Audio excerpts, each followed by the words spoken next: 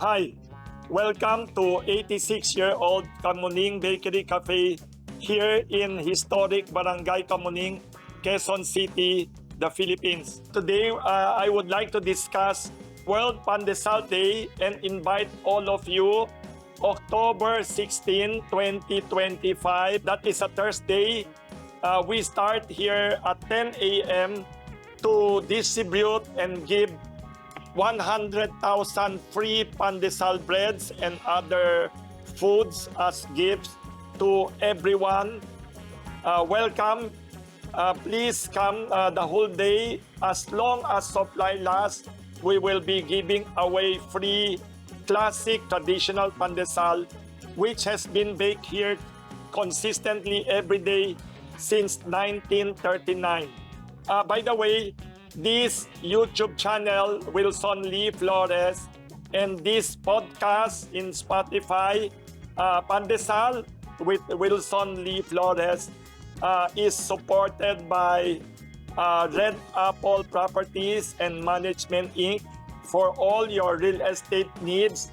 Also by Willstar Trading for all the best truck tires. And also thank you to Caltex gas station in Iba Malhacan Road, May Kawayan exit of Bulacan. Also thank you to other supporters and sponsors of this Pandesal with Wilson Lee Flores podcast. Feel free to ask any questions. Sir, I have a question po. Yes. Sir, when and why did you start the World Pandesal Day? What are your objectives? Very interesting. Thank you for your question. I'd like to drink brewed coffee first here. Perfect coffee with pandesal at Kamuning Bakery Cafe. We started World Pandesal Day as a civic and cultural project in year 2015 on October 16 because that was the first time I, Wilson Lee Flores, had purchased this oldest, this pioneer bakery in Quezon City. When I bought it from the Javier family, from the family of the late attorney Leticia Bonifacio Javier, the founder, I rehabilitated the bakery and continued operating it according to its old recipes and traditions. I discovered that customers kept coming back. It was revived, and out of gratitude, I started managing and becoming owner in the beginning of January 2025 in the new year. So by October, I realized we have already amazingly revived Kamuning Bakery Cafe from the doldrums. It became more alive, and I was very grateful for the continued support of customers who have been buying here for generations. So I talked to our bakers, our staff, our cooks, and I said we should set aside one day per year as thank you gesture to our customers. So there is every October 16 is celebrated by the United Nations as World Food Day because up to now there are still many places in the world where hunger is a problem. Here in the Philippines, maybe 70%, 60% of the people in our society are still considered poor, struggling to even have 3 meals a day, decent, healthy meals a day. So we decided to choose October 16 as a day to honor our best-selling bread, Pandesal.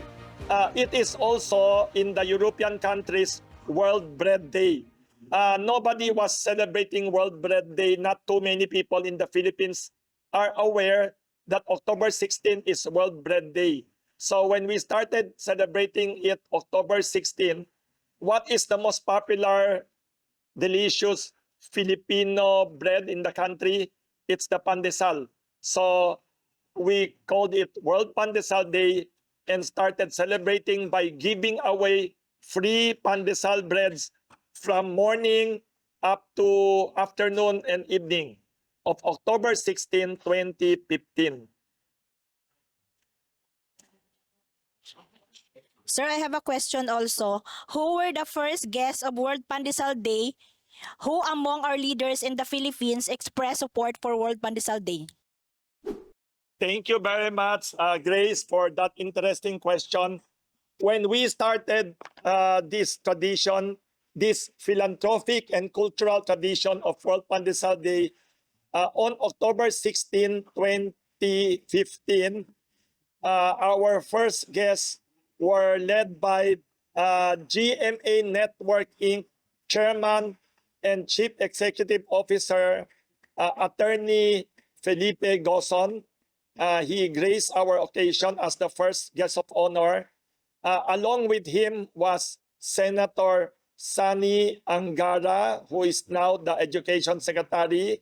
And also in the afternoon, after lunch, we also had a celebrity guest who came here, actor Ding Dong Dantes of GMA 7. I remember he came here to participate in giving away free breads to all the customers, teachers, students, even urban poor people. And I could not forget Ding Dong Dantes that they told us he was grateful for the pandesal that we gave him because he said his wife, actress Marian Rivera, was at that time pregnant with their first child. And every morning at 2 to 3 o'clock, she would wake up and look for pandesal as light snacks. So thank you to these three leaders. Attorney Felipe Gozon, his nickname is Henry, one of the best business leaders in the Philippines, a brilliant legal mind, lawyer, graduate of Yale University and University of the Philippines, and he made GMA Network the #1 biggest and most profitable media network in the Philippines. And of course, Senator Sani Angara at that time, now Education Secretary, thank you for coming and supporting the civic project, World Pandesal Day. By the way, his late father, for late Senate President Edgardo Angara, was a Suki customer also of Kamuning Bakery here. He even launched his book here with a lot of intellectuals and leaders as guests.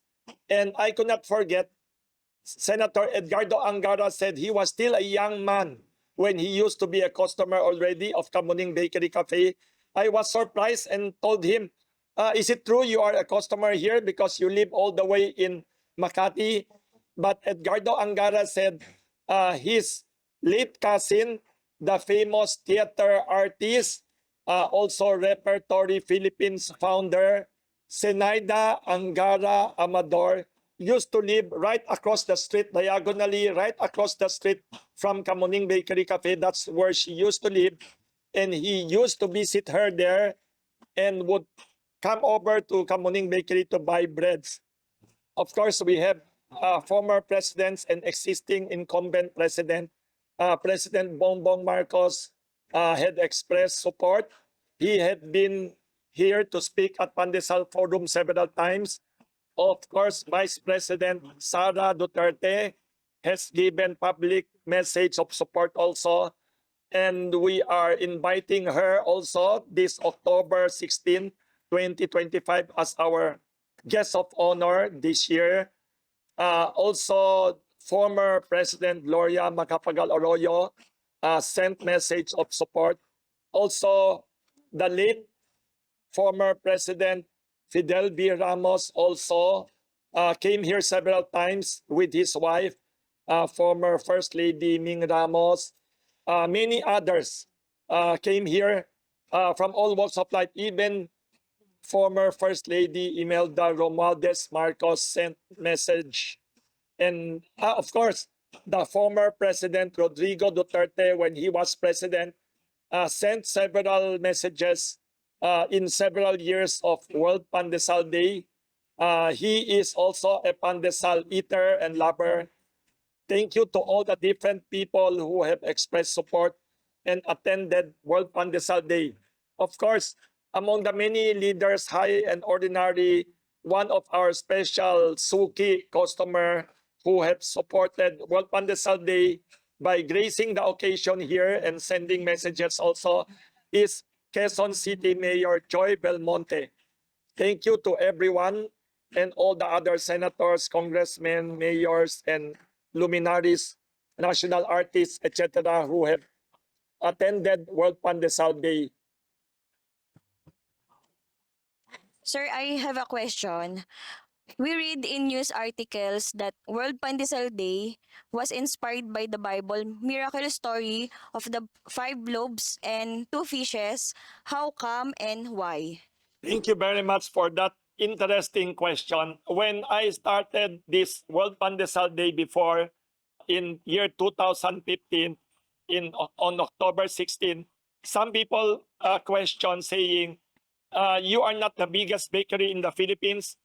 You have just bought the old bakery. It is still in recovery stage. How come you want to give away so many free breads in one whole day? Why? Why not wait for the company to become bigger, richer? That's the time you give. My theory is sharing and giving to other people, not necessarily requiring you to be a super billionaire, wealthy, powerful person. Even ordinary persons can share whatever little we have. Even though we are a small, very old bakery, still at that time recovering, I was inspired by a Bible story I heard in Sunday school when I was a child. There is a Bible story about Jesus Christ and his disciples preaching to thousands of people. Then it was almost afternoon.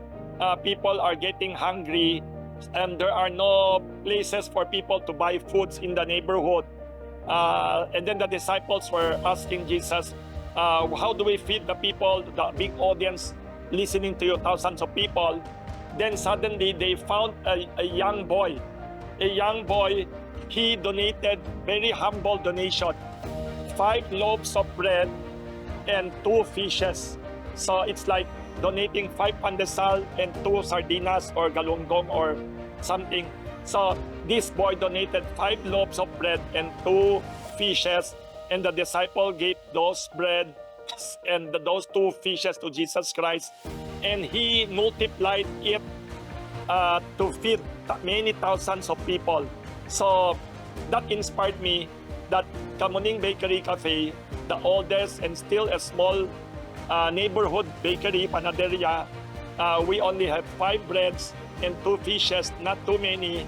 So when we started giving away and announcing it, thank you to many customers who heard about it, who read about it. One of our supporters is Mega Sardines. We were surprised. They donated also, and other, and even San Miguel Foods. San Miguel is the largest flour mill in the Philippines. They donated flour also later on in the second and third year. Also, Philippine Foremost Milling also donated flour, and many other people.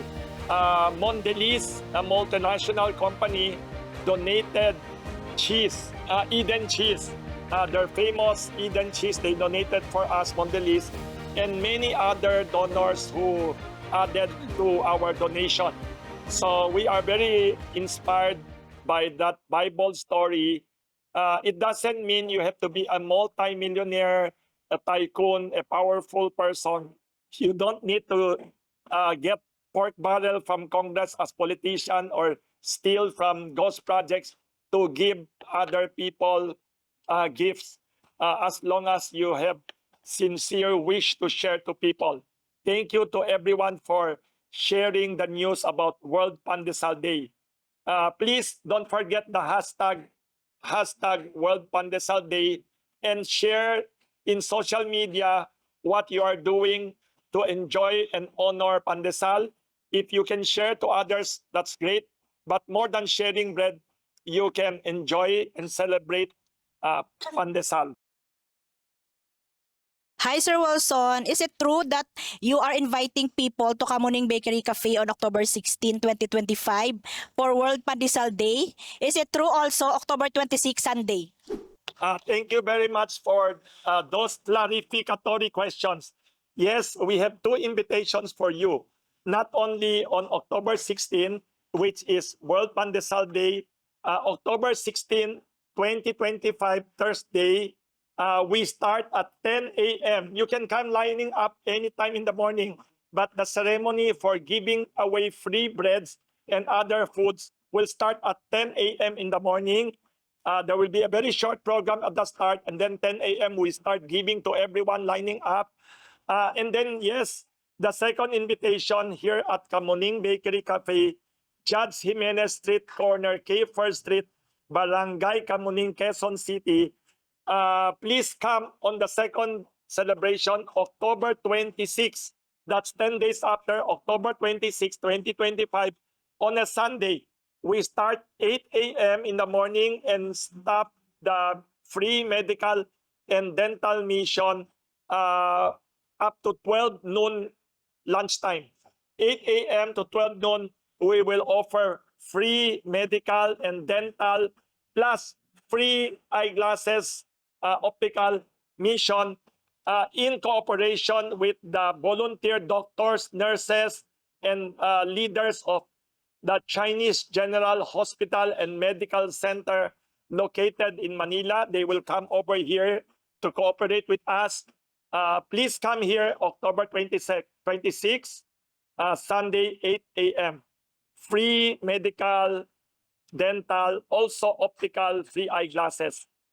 All this we are doing to celebrate World Pandesal Day. It is true that Kamuning Bakery Cafe have been donating rural public schools every year. Where and why? Is it true you will donate more public schools? Yes, we do. Thank you for acknowledging our humble donations. Here at Kamuning Bakery Cafe, we believe in social justice. We believe in poverty alleviation. We believe in promoting social development and inclusive economic growth. Uh, a large part of the earnings of Kamuning Bakery Cafe, we set aside every year to donate rural public schools. The first place where we turned over a public school building was in Barangay Dinalawan in Calasiao City, Pangasinan.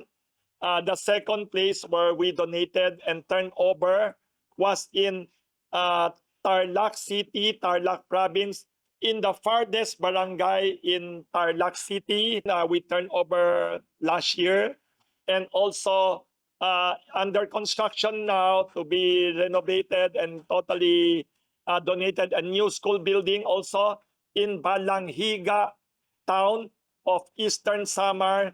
That's a long story for one whole interview. Plus, we have also committed to donate 10 more in the coming months and years. We have already plans for 10 more places to donate rural public school buildings. The reason for this is we believe that the best way to solve the age-old problem of hunger, social injustices, and widespread rural poverty is by democratizing access to good quality public education. And how do we support better educational opportunities for everyone? By donating rural public school buildings. We believe that education is the ultimate equalizer. Even the son or daughter of a poor farmer or fisherman in the very farthest remote islands or areas in the Philippines can change their lives and their future if just given equal opportunity for good education. Nothing else. No need for money, no need for dole outs, no need for ayuda. The best ayuda is education. There is an old Chinese proverb that says, if you give a poor person fish, you will only feed that poor person 1 day or 2 days if you give away fish or ayuda or cash or anything. But if you teach that poor person fishing, you don't have to keep giving him fish anymore because he will be self-sufficient and liberated from poverty. So that is our principle here at Kamuning Bakery Cafe, a small business enterprise but with big dreams and boundless idealism. Thank you for that question. Hi sir, this is my last question. Why honor the Pandesal?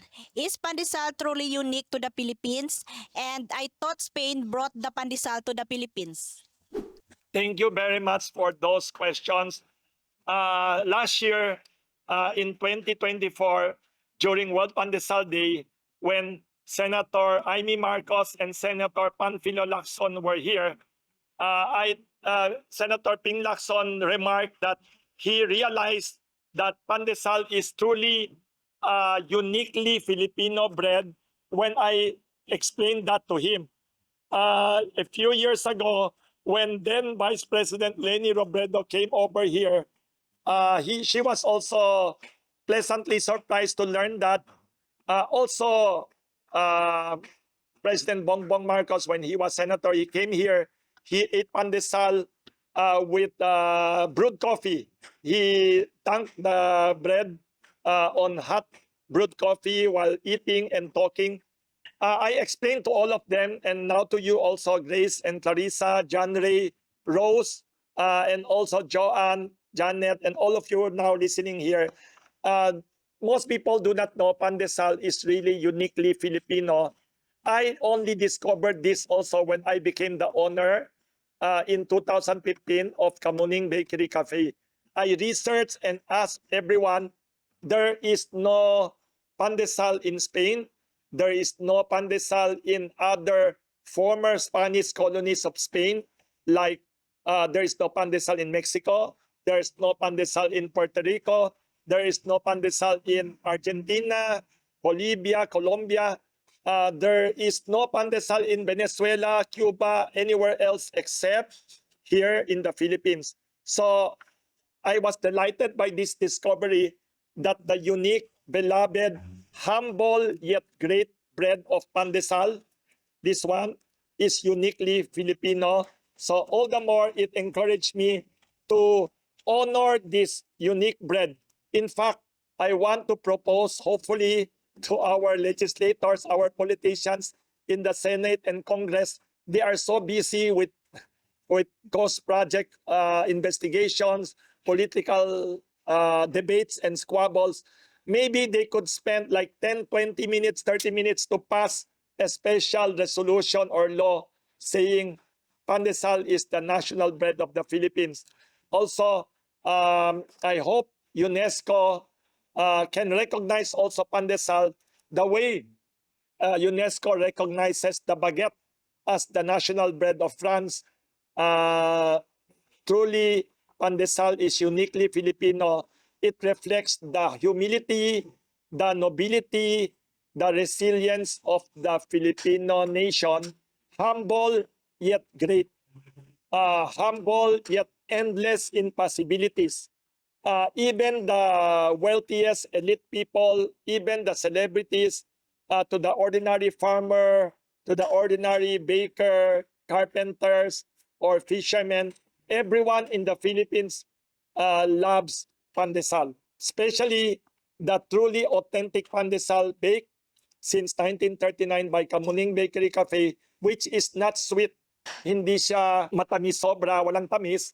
And this is Pandesuelo, the original Pandesal before Pandesal came along. Next time, I will have 2 sessions just to discuss history of Pandesal and Pandesuelo. Once again, let me invite all of you. Please come October 16, 2025, Thursday, starting morning of 10 a.m. Please come earlier if you have time and receive your free pandesal breads and other food gifts and celebrate with us this unique, delicious, fluffy, masustansya, healthy, and energy-giving pandesal breads.